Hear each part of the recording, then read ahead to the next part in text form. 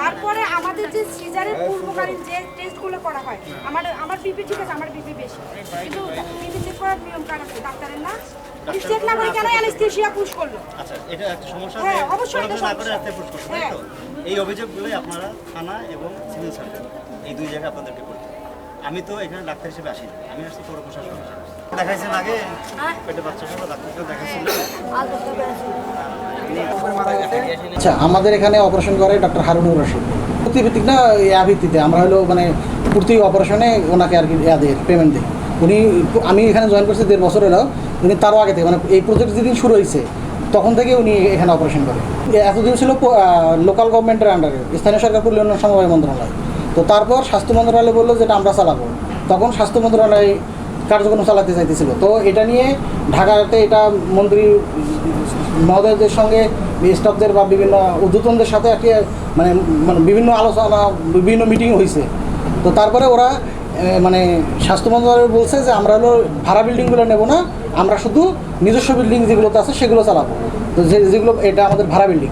তো তখন আবার লোকাল গভর্নমেন্ট বলছে যে না, আমরা তাহলে যদি ওরা যদি ভাড়া বিল্ডিংটা না চালায় তাহলে আমরা নিজস্ব বিল্ডিংটা মানে ভাড়া বিল্ডিং না চালায়, ভাড়াটা আমরা যেমন চালাইছিলাম আমরা ওইভাবেই চালাবো। এটা শেষ হয়েছিল, মেন প্রকল্পটা শেষ হয়েছিল, এডিবির অর্থায়নে যেটা চলতো urban primary health care project. শেষ হয়ে যাওয়ার পরে তা লোকাল গভর্নমেন্ট থেকে আমাদেরকে পত্র দেওয়া হয়েছিল যে এটা 1 বছরের জন্য সিটি কর্পোরেশন বা পৌরসভা এটার দায়িত্বভার গ্রহণ করবে। এটা শুরু হয়েছে 1 জুলাই 2025 থেকে 30 June 2026। In the meantime April মাসের 27 তারিখে স্বাস্থ্য মন্ত্রণালয় একটা চিঠি অধ্যাদেশ জারি করে। সেটা হচ্ছে যে আরবান প্রকল্পের যে 192টা বিল্ডিং আছে এই বিল্ডিংগুলো স্বাস্থ্য অধিদপ্তরের আন্ডারে যোগ হবে।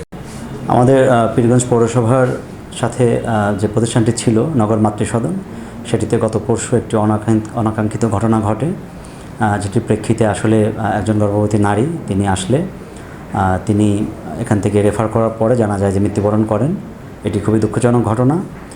বর্তমানে জানি যে আমরা এই প্রকল্পটির মেয়াদ শেষ হয়েছে গত জুন মাসে, কিন্তু আসলে এখনও দাপ্তরিকভাবে কোনো পত্র আমরা পাইনি যে এই প্রতিষ্ঠানটির কী অবস্থা হবে, এটি কি চলবে নাকি বন্ধ থাকবে। যদিও মৌখিকভাবে আমাদেরকে মন্ত্রণালয় থেকে বলা হয়েছে কার্যক্রম চলবে, স্থানীয় স্বাস্থ্য প্রশাসন তারা জানিয়েছে এটি কার্যক্রমটি বন্ধ রাখার জন্য। তো তারপরেও যেহেতু ক্লিনিকটি চলছিল এবং একটি অনাকাঙ্ক্ষিত ঘটনা ঘটেছে, সেটি সামাল দেওয়ার জন্য আপাতত আমরা এই ক্লিনিকের কার্যক্রম পৌরসভা কর্তৃপক্ষ এটিকে বন্ধ ঘোষণা করেছি।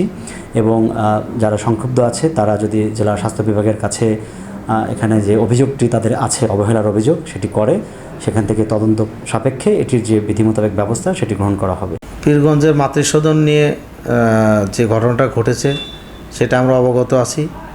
আমরা এর আগেও তাদেরকে বলেছিলাম যখন তাদের মেয়াদ শেষ হয়ে গেল এবং আমরা ভিজিট করেছিলাম, ভিজিট করে দেখলাম যে আসলে তাদের সিজার করার মতো এবং অপারেশন করার মতো সক্ষমতা ওই হাসপাতালে নাই।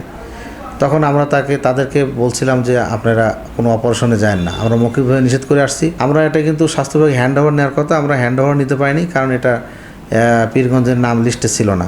তবে এখনও বলছি যদি সেখানকার যে পিডি আছে, ওই প্রজেক্ট ডাইরেক্টর যে আছে, সে যদি স্বাস্থ্য বিভাগে চিঠি দেয় যে এই পীরগঞ্জ যে মাতৃসদন এটা স্বাস্থ্য বিভাগকে দেওয়া হোক এইটা বলে আমাদের কাছে চিঠি দেয়, তাহলে আমরা এটা হ্যান্ড ওভার নিয়ে চালাবো ইনশাল্লাহ।